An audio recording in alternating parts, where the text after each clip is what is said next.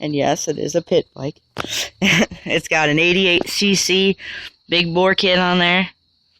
A uni air filter, not that that really matters.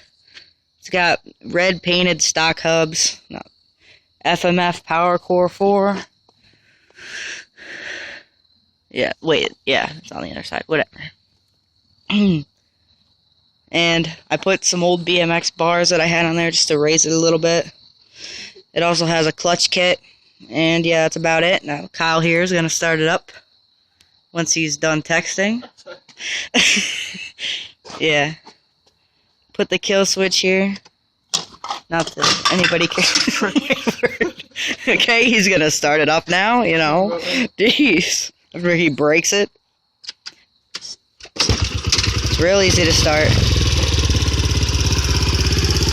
It's purty.